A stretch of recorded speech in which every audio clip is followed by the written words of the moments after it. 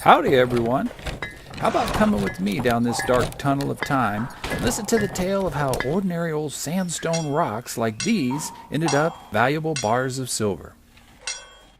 The story started in the 1860s when settlers and prospectors in this little corner of southern Utah started to notice something awful strange about the sandstone rocks under their feet. Take old John Kemple, for instance, wintering over with friends in Harrisburg, poking around in the surrounding hills. He kept coming across rocks that looked mighty suspicious.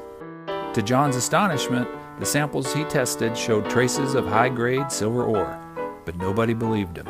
Silver in sandstone was considered impossible. It took lots of convincing, lots of prospectors and assayers coming up with the same surprising results over a good number of years.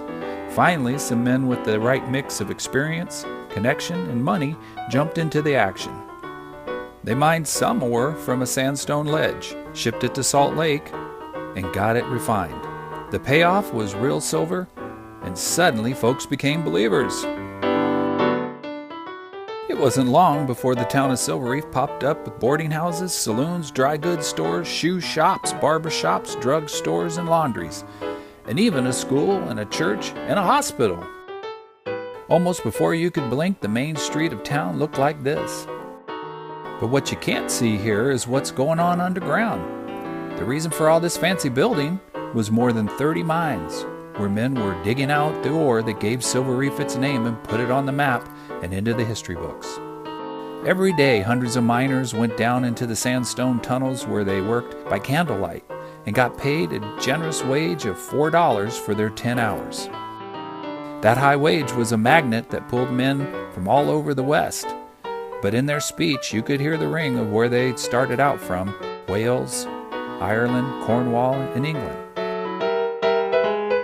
You can bet it was hard work cutting tunnels in the hillsides to follow a seam of ore, drilling 3-foot deep holes for blasting powder, bringing that sandstone down to size, then loading up mine cars to be taken to the surface.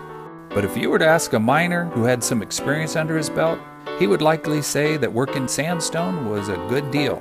Better than working hard quartz in other mines. Those miners were glad for their work and good pay. And they had 4-footed help down in those mines. Mules, horses, and donkeys did the heavy hauling. No miner would have wanted to get along without them. Those critters pulled out mine cars filled with a ton each of broken rock and surely did earn their hay and oats. Chunks of rocks don't make a silver bar though. That's where some mighty big processing mills came in. They built 5 of them right in this area, and it was surely impressive to see and hear them in operation. In those mills is where all the rock was crushed up to a fine sand that could be processed and turned into valuable bars of silver. But none of that could have happened without the hard work of some mighty tough men and animals working by candlelight, in tunnels not near so tidy and safe as the one you all just walked through. Well, the end of the story came when conditions became such that mine owners thought they would have to cut back that great wage of $4 a day. Lots of those miners just said, "No sir," and began walking off. And when the miners left, you guessed it, the whole town pretty quick shut down. But you gotta respect all the hard work that went on in Silver Reef in those days. And you gotta still wonder about the mystery of digging silver out of sandstone.